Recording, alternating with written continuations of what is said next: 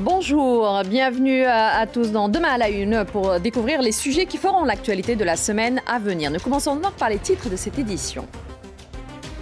Le 26e sommet de l'Union africaine aura lieu cette année à Addis Abeba. Le thème de cette édition est 2016, année africaine des droits de l'homme. À un moment où le continent africain se prépare à vivre au rythme de plusieurs scrutins de grande importance. L'édition 2016 du Forum économique mondial de Davos en Suisse se tiendra du 20 au 23 janvier. Des invités de marque sont attendus à cette édition placée sous le signe des progrès technologiques.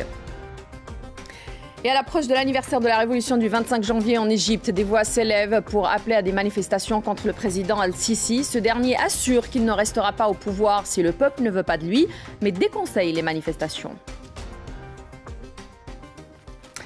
Bonjour, merci d'être avec nous. J'ai le plaisir donc d'avoir à mes côtés pour cette première partie. Tout d'abord, Christophe Boisbouvier de RFI. Bonjour Christophe. Bonjour Aziza. Merci d'être avec nous. Et en face de vous, Tawfir Mjaïd de France 24. Bonjour Tawfir. Bonjour. Merci d'être avec nous pour cette première partie. Nous allons donc commencer par ce sommet, le 26e de l'Union africaine, qui aura donc lieu, comme je le disais en titre, du 21 au 31 janvier. C'est à Addis Abeba. Le thème donc, ce sont les droits de l'homme, avec peut-être une attention particulière sur les droits des femmes. Pour commencer, cette rencontre donc connaîtra aussi l'élection du nouveau président de l'Union africaine pour 2016, qui va lui succéder à Robert Mugabe. Un mot là-dessus, Christophe? Oui, le Zimbabwe va laisser la place à un autre chef d'État. Alors, bon, il y a plusieurs noms qui circulent. Il y en a un qui circule de plus en plus, c'est celui du Tchadien Idriss Déby, qui était déjà pressenti il y a 2 ans, mais qui n'avait pas pu honorer la promesse parce qu'il avait des problèmes de capacité hôtelière à N'Djamena. Vous savez que celui qui est choisi traditionnellement au mois de janvier accueille au mois de juin suivant le sommet suivant de l'Union africaine. Donc pourquoi pas, si c'est le président tchadien qui est choisi, pourquoi pas le 27e sommet au mois de juin ou au mois de juillet prochain à N'Djamena, c'est possible. Mais ça peut être un autre chef d'État, ce sera l'un des chefs d'État africains. Je vais vous dire, Aziza, c'est pas ça le plus important, parce que c'est souvent honorifique. Un président en exercice de l'Union africaine, ça dure 1 an, on n'a pas le temps de faire grand-chose en 1 an. Le plus important, c'est le président, la présidente, c'est une femme, de la commission de l'Union africaine, parce qu'elle est là depuis 3 ans, encore quelques mois. Va-t-elle rester pour un second mandat? Va-t-elle être candidate pour un second mandat ou va-t-elle renoncer? Elle est sud-africaine, elle s'appelle, c'est pas n'importe qui, c'est Madame Zuma, Nkosazana Dlamini Zuma, l'ancienne épouse de Jacob Zuma. Va-t-elle être candidate pour un 2e mandat ou va-t-elle vouloir revenir en Afrique du Sud pour, qui sait, briguer la succession de son ex-mari à la présidence de l'Afrique du Sud avec investiture ANC? Ça fait partie des questions qui vont se poser dès ce sommet. Il y a même des rumeurs qui disent qu'elle pourrait renoncer dès maintenant pour commencer à préparer sa campagne en Afrique du Sud. Et son mandat. Et déjà, on réfléchit à la succession. Il y a un nom qui circule, c'est le ministre algérien des Affaires étrangères, Ramtan Lamamra. Absolument. Tawfir, en parlant justement de cette femme, ça m'amène à la question d'après. C'est les femmes aujourd'hui, on va en parler, on va mettre l'accent dessus encore une fois. Mais c'était déjà le cas en 2015. On parlait de l'autonomisation des femmes. Qu'est-ce que ça veut dire? Parce que beaucoup de femmes en Afrique aujourd'hui disent on a déjà beaucoup de politiques, il faut peut-être passer à l'application des politiques. Oui, l'application, Christophe, était aussi en Afrique du Sud. On a le sujet du sommet à Johannesburg, c'était les femmes. Mais à part, on a vu Angelina Jolie avec quelques réunions des associations de femmes sur place, mais il n'y a pas eu grand-chose. Donc à chaque fois, on aborde ce problème dans le cadre des droits de l'homme, les droits des femmes. C'est vrai qu'il y a 410 millions de femmes en Afrique. C'est vrai que leur poids dans les décisions politiques est très minime comparé aux autres continents du monde.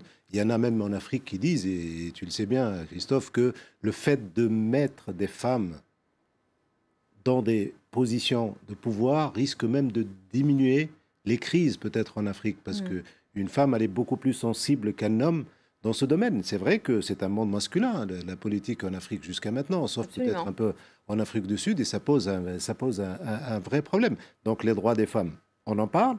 Surtout les femmes, quand on voit les statistiques, les femmes sont plutôt dans l'agriculture, dans pas mal de de pays africains et on pense à élargir le champ. Et c'est vrai que c'est la dame de fer qui est à la tête de la commission qui, à chaque fois, pose le problème. C'est grâce à elle, de toute façon, que ce thème est toujours, et c'est récurrent, c'est toujours, on en parle. Mais le problème, c'est que quand on arrive là-bas, l'année dernière, quand on était en Afrique du Sud, c'était plutôt le cas El-Béchir qui a dominé le sommet. L'autre fois, c'était un autre cas. Enfin, à chaque fois. Oui, donc il y a des thèmes qui sont affichés, mais après, ce qu'on discute une fois sur place, ça peut aussi varier.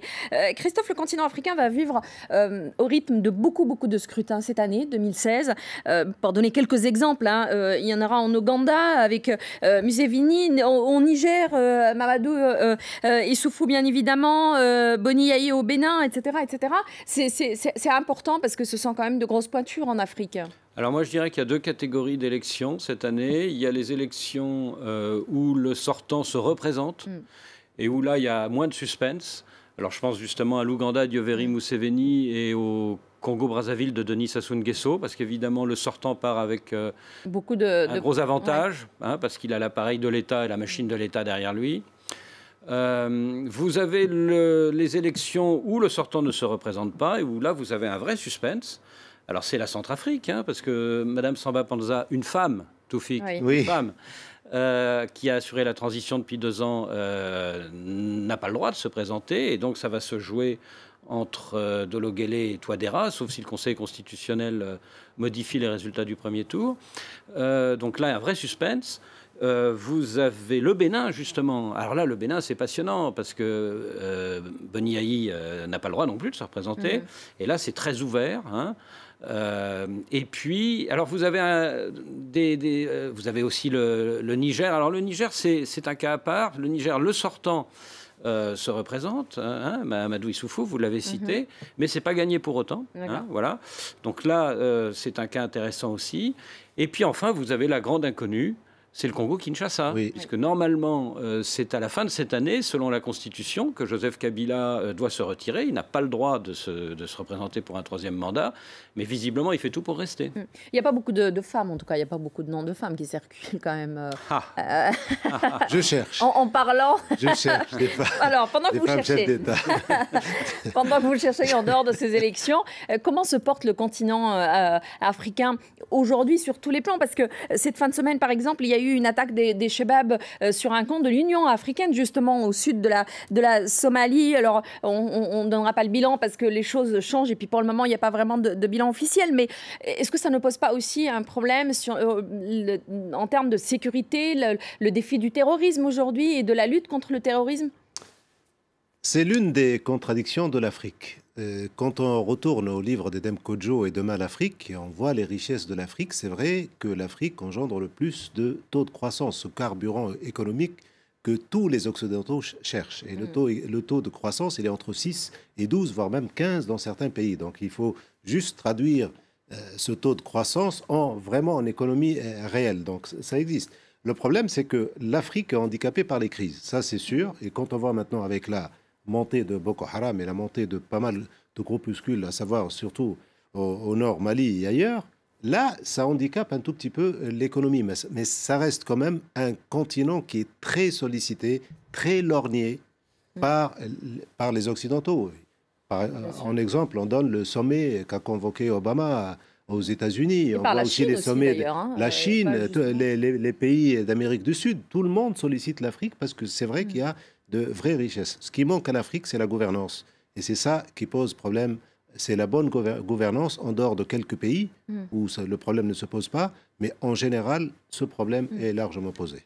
Christophe, il y a eu déjà la sortie du Maroc de ce qui s'appelait à l'époque l'Organisation de l'Union africaine, qui avait créé une certaine scission au sein de l'organisation. Elle s'appelle depuis l'Union africaine. Aujourd'hui, on a une grande crise au Burundi. On se pose la question, est-ce que l'Union africaine aura vraiment le courage d'agir ou pas? Est-ce que cette nouvelle crise ne risque pas un peu de sonner le glas pour cette organisation africaine? Alors, l'affaire marocaine a vraiment divisé la communauté africaine et continue de la diviser. Vous avez les pays qui soutiennent le Front Polisario et vous avez les pays qui soutiennent le Maroc. Il y a vraiment une ligne de fracture entre les deux. Et l'affaire n'est pas finie, loin de là. Le Maroc continue d'espérer de revenir un jour dans l'Union africaine. Et puis alors le Burundi, je pense que c'est plus une affaire sous-régionale. Je pense que c'est l'affaire de l'East African Community, c'est-à-dire les pays voisins proches, la Tanzanie, le Rwanda, mais aussi l'Ouganda qui joue un rôle pivot, puisque Museveni est médiateur dans cette affaire. Et je pense que ça va être un des gros sujets de ce sommet, chef d'État 30 et 31 janvier. Oui. Et Museveni va être au cœur de discussions pour convaincre Nkurunziza, le président burundais, d'accepter de dialoguer avec ses adversaires. Vous avez un autre gros sujet qu'il ne faut pas oublier et qui risque d'empoisonner toute l'année 2016, c'est la Libye. Oui. Que Toufik connaît bien entendu. La Libye, avec la montée en puissance des djihadistes dans cette région centrale de la Libye, au fond du golfe de Sirte, où ils ont mis la main sur plusieurs champs pétrolifères, ça, c'est un énorme sujet. Juste en quelques secondes, on arrive à la fin de l'émission. Tawfiq, pour vous, est-ce que l'Union africaine sert encore à quelque chose aujourd'hui? Est-ce que les Nations Unies servent à quelque chose? Peut-être. Certains disent non, mais c'est le seul... Vous avez raison de poser la même question, absolument. C'est le seul lieu où on peut se rencontrer, c'est-à-dire un Sud-Africain peut croiser un Tunisien, peut croiser un Nord-Africain. Mais à part se croiser, est-ce que ça sert à quelque chose? Est-ce qu'ils arrivent à faire quelque chose? Peut-être, ça sert à quelque chose, oui, ça sert à quelque chose. C'est quand même un moyen de pression, l'Union africaine. Et quand on a besoin de voix africaines aux Nations Unies, vous voyez les yeux doux de la France, des États-Unis ou d'autres pays. Qui passent par là, donc. Et des pays qui passent aussi, parce que c'est quand même, ils représentent quand même quelque chose au niveau des voix quand on a besoin d'eux. Ça, c'est sûr. Mais l'Union africaine aussi, on se partage bien le gâteau. Bien sûr. Pour les pays contributeurs, à commencer par l'Afrique du Sud, donc qui prend la commission de l'Union africaine, l'Algérie qui prend le Conseil de pays de sécurité, et vous avez le Nigeria qui a la CEDEAO. Donc, effectivement, là, on exerce une influence au niveau continental, sur le continent africain. Donc ça sert, bien sûr. Donc ce poids-là existe en tout cas. Merci beaucoup Tawfiq, merci Christophe d'avoir été avec nous. Merci à vous, vous restez surtout en place. On revient juste après le bulletin d'information pour la deuxième partie de Demain à la Une. À tout de suite.